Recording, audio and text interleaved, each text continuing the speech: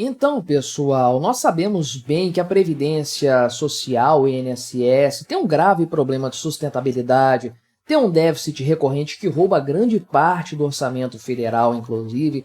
É um problema muito sério, a gente está ciente disso, reformas foram feitas e tudo mais. Mas tem uma boa notícia nessa história. Não é para você ficar desesperado, não, porque a coisa não está completamente destruída, arruinada por toda a eternidade. Não. O Tesouro Nacional já fez uma previsão de em quanto tempo a receita previdenciária vai se equilibrar e vai ficar no 0 a 0 ali, com os gastos também não vai ter mais déficit. Tá logo ali no futuro, daqui a 77 anos. Pois é, lá por volta de 2100, então, acredita-se que haverá de fato um equilíbrio, algum grau de equilíbrio na necessidade de financiamento da Previdência Social aí, e ela vai ser, se não superavitária, que seria demais, pelo menos não tão deficitária assim como ela é hoje, né? Então, nesse horizonte de 77 anos, meu amigo, provavelmente não teremos nada aí de positivo. Vamos conversar sobre esse tema aqui, então, sobre essa análise feita sobre esse esquema de pirâmide chamado INSS, chamado Previdência Social, né? Mas antes, não se esqueça, deixe o seu like e o seu comentário neste vídeo, se inscreva no meu canal se você ainda não for inscrito, considere se tornar membro patrocinador do meu trabalho com valores a partir de R$ 1,99 por mês. Você me ajuda bastante dessa forma, pode ter certeza disso, né? Então foi feita essa avaliação aí por parte do pessoal do Tesouro Nacional, né? Divulgaram um relatório aqui na sexta-feira que passou agora, dia 5, estou gravando isso na noite do domingo, dia 7, que revela o seguinte, que no horizonte de 77 anos, ou seja, até 2100, até o final deste século aqui, as receitas previdenciárias arrecadadas no Brasil serão insuficientes para cobrir as respectivas despesas também previdenciárias, portanto, aí, né? E o Tesouro estima, inclusive, que a necessidade de financiamento da Previdência, ou seja, o governo pegar dinheiro de outra parte para colocar ali, para cobrir o rombo, que acredita-se vai ser de 2,45% do PIB este ano, vai atingir 10% lá em 2100. Então a coisa é ladeira abaixo realmente aí, de fato, né? Então, o relatório diz o seguinte: as receitas previdenciárias serão insuficientes para a cobertura das respectivas despesas no horizonte de 77 anos. Mantendo-se no futuro o mesmo comportamento das hipóteses e parâmetros utilizados no cálculo, haverá crescimento no déficit previdenciário, né? Então ele vai ficar cada vez pior, não vai se manter apenas, vai ser cada vez maior e consumir cada vez mais recursos da sociedade produtiva, né? Hoje, trazendo esses números aqui para valores atuais, esse valor aqui de 2,45% do PIB de déficit dá dando aí mais ou menos 250, 255 bilhões de reais. É isso que está projetado para ter de déficit na Previdência Social agora em 2024. Se isso chegar em 10,3% lá em 2100, né, isso seria o equivalente hoje, em números atuais do PIB, no PIB atual brasileiro, de mais ou menos aí 1,5 trilhão de reais de déficit da Previdência. Tem como isso durar no longo prazo? Tem como isso ser sustentável, né? Obviamente, não tem como isso aí acontecer, né? Então, de acordo aqui com as estimativas feitas pelo Tesouro, né, as receitas previdenciárias chegariam a 636 bilhões esse ano, contra uma despesa de quase 920 bilhões aí. Então, haveria uma necessidade de financiamento. Eu estou calculando bem para baixo, agora eu vi aqui, porque o PIB desse ano é maior, de fato, né, mas de 326 bilhões aqui. Então, os 10,30 que eu citei lá seriam 1,5 trilhão de reais, melhor dizendo, lá em 2100, provavelmente, né? Mas vejo que já é uma montanha de dinheiro, com certeza, e isso levanta a necessidade de fazer uma reforma previdenciária, né? Alguns analistas apontam isso. O Felipe Salto, por exemplo, que é da Warren Investimentos, afirma que esses dados mostram que a reforma de 2019, a reforma previdenciária, foi insuficiente para sanar os problemas da Previdência Social. Sim, teve algumas mudanças ali, algumas correções, digamos assim, né? Mas, de maneira geral, não foi uma reforma profunda. Esse é o grande ponto. Aqui no Brasil a coisa funciona assim.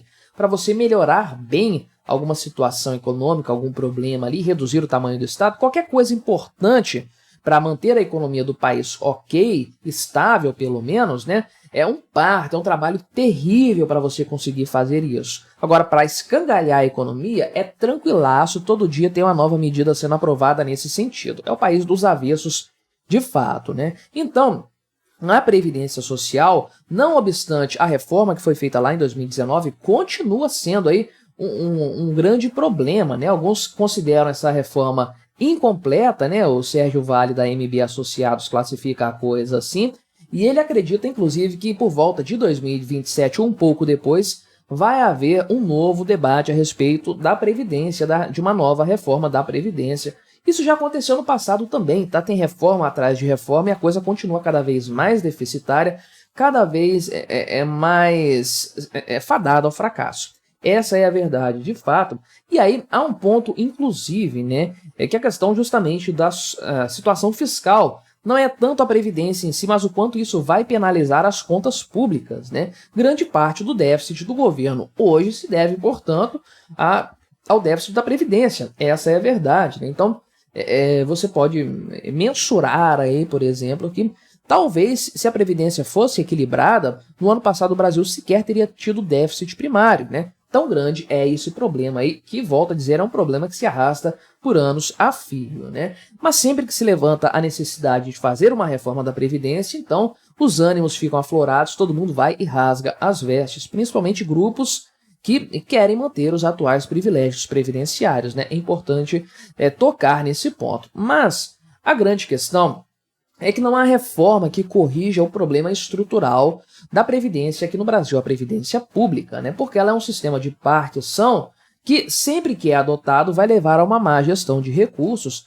e também ao risco de que, no futuro, o atual contribuinte não receba nada, porque é o que acontece hoje, né? O fundo da Previdência é formado por novos aportes que são recebidos agora e usados para pagar benefícios existentes, né? E não dão conta de pagar isso aqui. E aí você tem esse cenário, portanto, que não tem estoque de caixa, não tem valor sendo guardado, investido para ser multiplicado no longo prazo. Você tem a dependência de novos recursos entrando. Hoje, não só a parte da contribuição previdenciária não dá conta de resolver esse problema, o governo tem que entrar com recursos também para cobrir esse rombo, a fim de evitar que o velhinho fique sem sua aposentadoria, que o doente fique sem o auxílio dele lá e tudo mais. Que, aliás, é outro problema do sistema atual, né? Antigamente chamava INPS, né? É o Instituto Nacional da Previdência Social. Era algo destinado apenas para as aposentadorias e pensões. Depois, a questão da Seguridade Social foi englobada aí também,